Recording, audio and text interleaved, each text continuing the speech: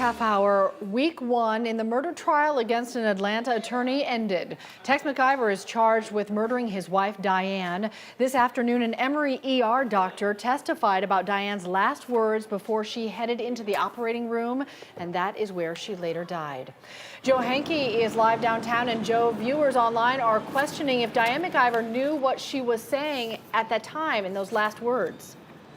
And Cheryl, the ER doctor we heard from this afternoon, she was asked while she testified about that multiple times. Every single time she responded by recalling her conversations with Diane McIver and saying that Diane was coherent in answering questions appropriately. Now, Diane McIver was brought into the Emory ER with a gunshot wound to her back. Emory doctor Suzanne Hardy talked with Diane, asking her questions about her injury and medical history.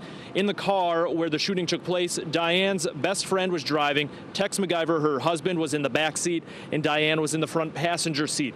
In testimony, it was described that Tex was holding the gun while behind Diane. At some point, the car went over a bump, and the gun went off.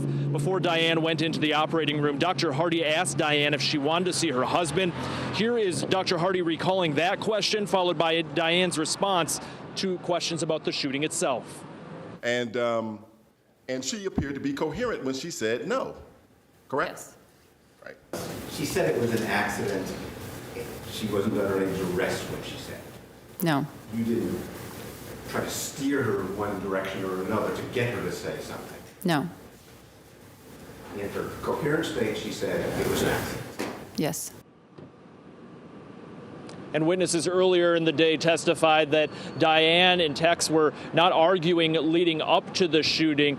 We also heard from other doctors and nurses. They said while at the hospital, Tex McIver did not show any signs of anxiety the night of the incident, and he remained calm and rather polite when talking with medical staff throughout the evening as he was updated on his wife's status at the hospital. Reporting in downtown Atlanta, I'm Joe Henke, 11 Alive News.